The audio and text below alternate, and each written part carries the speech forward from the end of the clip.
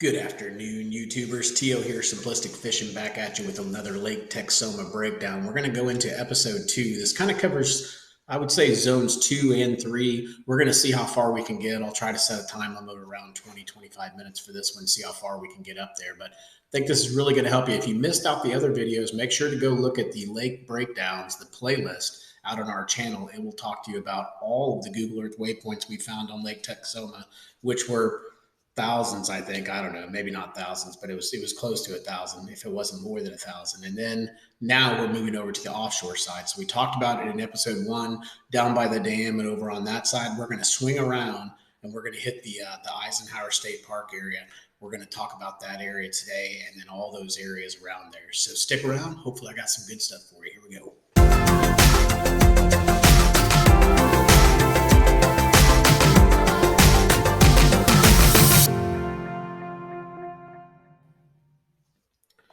All right, if you watched the last episode, we came off of this channel swing and we were right here on this point, and that was where we ended. So what we're going to do is we're going to go down this little mineral arm, and we're going to talk about all the different things we can find in here.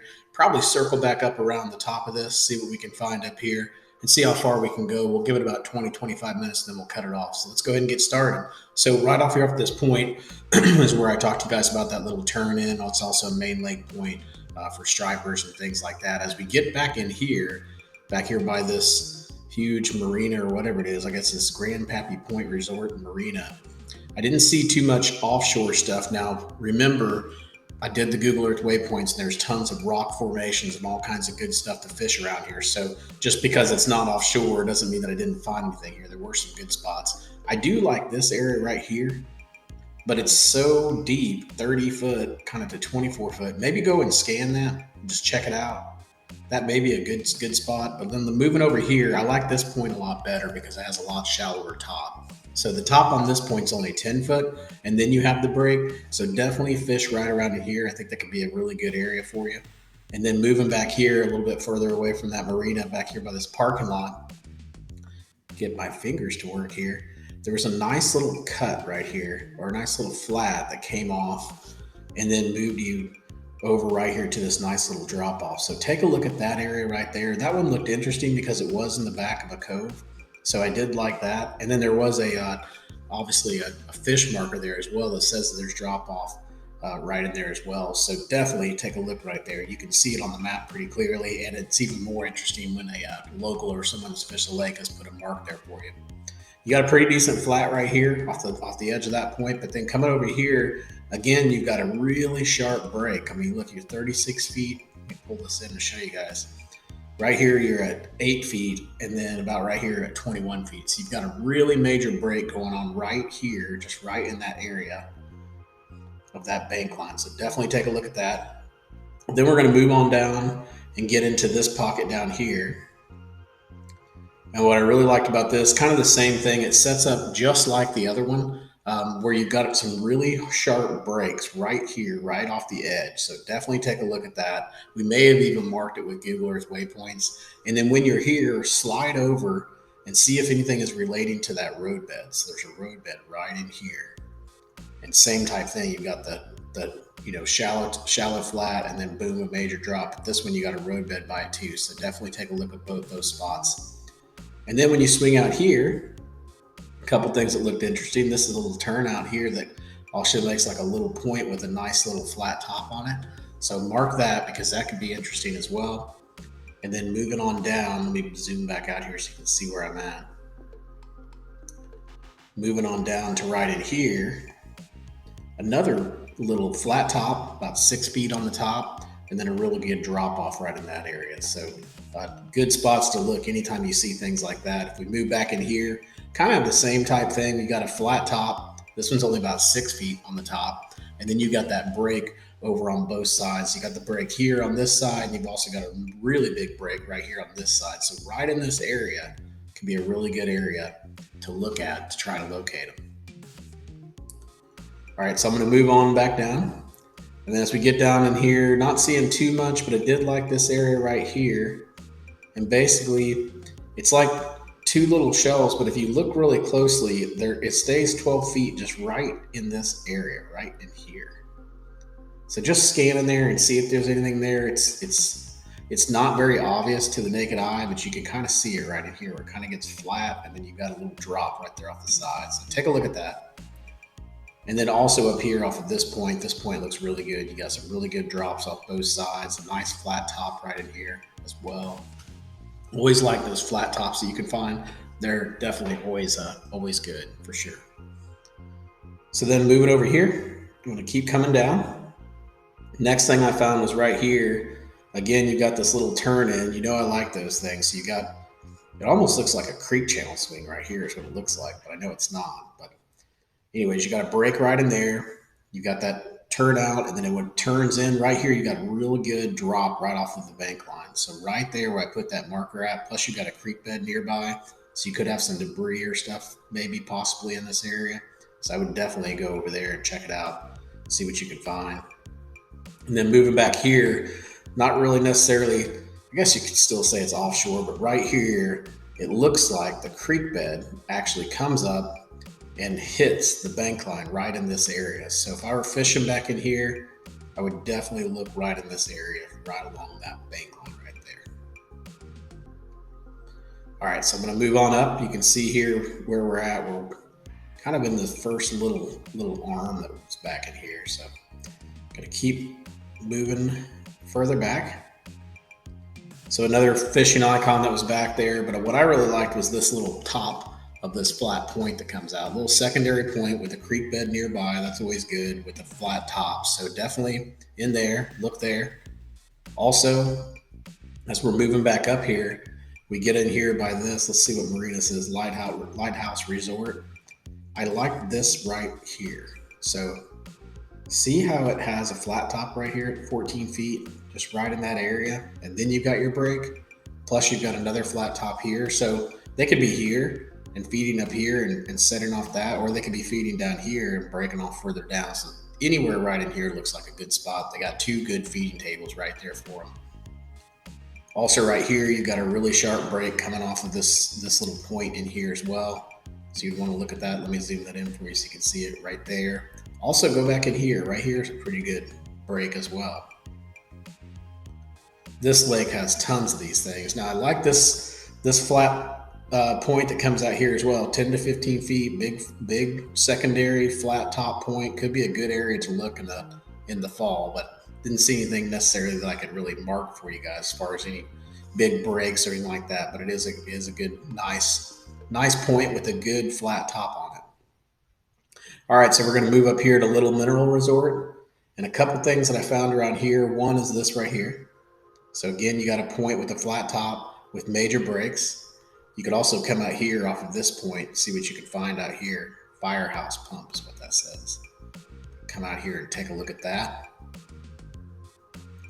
And then moving back, and I don't think I marked anything back in that marina, but did mark over here off this point. These things got really good points in here for sure.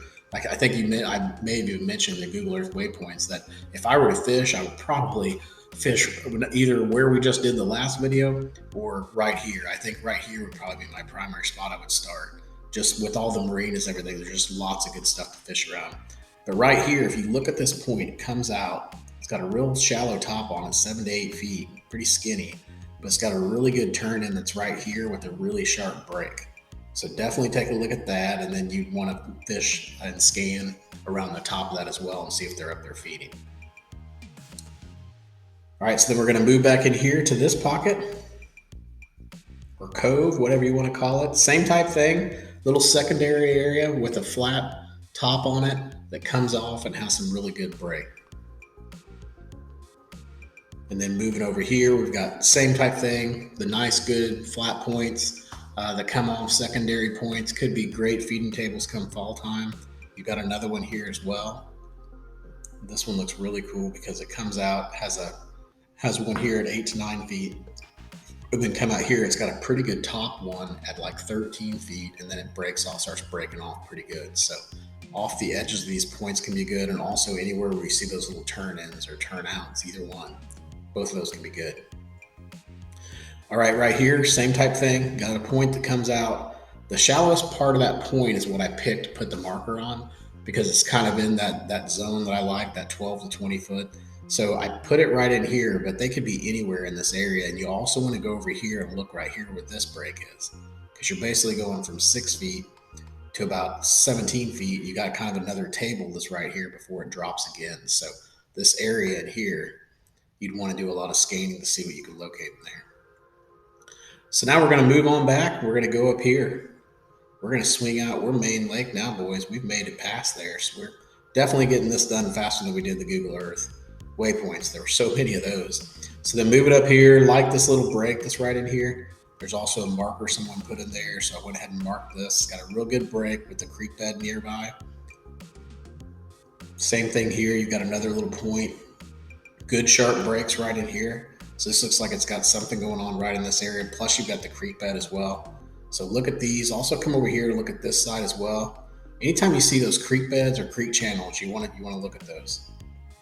Like this little thing here, doesn't look like anything on Navionics, but these main lake pockets like this that have little creek beds that come out. I've caught some really healthy fish in these pockets at certain times of year, and I don't think a lot of people fish them so they don't get a ton of pressure. So moving on down, not seeing too much here until we get down here, and then we've got a really nice break right here as well. So flat top, kind of a little point with a good break there. My guess is we probably marked some of this again on the Google Earth waypoints because we were able to see where some of those breaks were. Moving down here, the creek channel swing coming up and hitting this. Obviously, these are going to have some bluff walls in here, a lot deeper water right in here. You're at about 60 feet. So this area right in here could definitely be good come wintertime or late summertime, maybe when you're trying to catch suspended fish. And then over here, you've got a good little point that comes off. Shallow little top, 13 feet, and it's going to break to about 60 feet pretty quickly. So in here, look in here, and then look off of these breaks. And again, with there being such a major creek channel swing going on right in there, and then the creek channel kind of moving away, there could be some debris pile up somewhere in these areas. So look in here for brush piles and things like that. All right, so we're going to move on down the bank line. Not sure what I saw on this one. I may have accidentally. Oh, I think those were I don't know what I marked there. So let's ignore those two because I have no idea what I was marking there. I don't see anything there. I don't know if that was by mistake or what. Let's go ahead and delete those so we don't pass them on to you. I would be giving you guys crap spots. And then we're going to keep on moving on. So down here, back down into High Port Marina. Got a good fishing spot right there as well. I didn't see too much in that marina. Now I did see a lot via Google Earth when we were back in there. And then right here, I did mark this because I like these little spots where they have these little points that come out. There's usually a lot of riprap on them and stuff like that. So definitely go and look in there. That's probably a marker that I put there when we went out there fishing. I don't think I ever got down in this area though. So then moving over here, a couple more things. You've got some pretty good ledges going on right in here, but what I like this, if you look right in here, everything's pretty consistent, but then you got this little flat top that's right here. So it's right in there. You kind of draw a circle around it. Be right in here would be that flat top, and then you got your breaks. So look in there and look up on those tops and see if they're up there on those tops feeding. Same thing right in here. You got the tops as well. So you got bank line break, then you got the kind of the table, what I would call the feeding table, and then they break off again. So looking up in here is probably going to be your more prime spot. Also right in here, you got a real good turn in that happens right here. So real good breaks right along the bank line. You got a flat top here, and then a really big drop right in here. Look, it goes to 23 feet. It's like a crater or something right there, but that looks pretty interesting. So definitely go over there and look at that one. And right here, you've got a little point that comes out really close to the creek channel. So that's always good. It's got a flat top that's 7 to 8 feet, and you've got good break. This is definitely one that I would want to look at pretty much anywhere right in this area. Anytime that major creek arm gets close to the bank line, I want to fish the bank line and pretty much everything around it. So I'm going to move on back here, and we are making great progress. If we come back here, I don't know if you can get back here. I think you can. Looks like you can. If you get back in here, definitely fish right around this point right here. It's got really good breaks, and you've got really good breaks right in here too, right where I put that marker.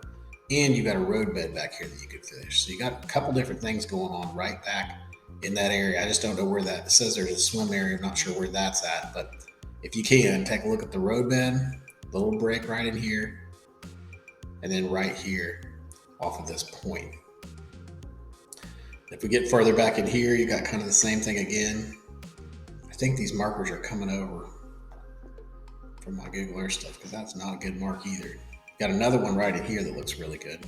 I always like those. Take a look at those. I wouldn't really say they're offshore, but I kind of consider them offshore because I set off the boat or set off the bank, and I won't cast all the way to the shore. I'll back off just a little bit to where I can get that break, and I'll just kind of drag it down. So take a look at those spots, and let's see what we have left. We're probably going to go up here. We're going to finish right here at this little purple fish. So if we get out here, huge flat again, right? Main lake flat. You got creek channel swing right here that's bumping up against it. So anywhere right in there, like where that fish is, right in this area. And then as we move further up around the point and get on this side, we got another creek channel swing running up against it. So right here, I liked this place because I was looking at this. I was like, okay, is there anything different here? Like these little turn-ins are different for sure. This looked pretty interesting right here. I didn't mark it because I have another mark pretty close to it. But I like this little turn-in right here. So if I were to go out here and look, I'd probably check out this roadbed, check out that little turn-in, and I check out this right here. So all of those things look interesting to me. And obviously, if it's fall, I might even come up here and throw up on those flats if they'll let you get up there. All right, so that pretty much finishes it up for episode 2 for Lake Texoma. I appreciate you guys sticking around. We are making our way through this lake, and hopefully you guys are enjoying it. Stick around. I've got a lot more lakes for you to come. And don't forget, hit that subscribe button down below. And if you want a card or these digital files, you can find them at simplisticfish.square.site. Have a good one, guys. Until next time, hope you catch your PB. Take care.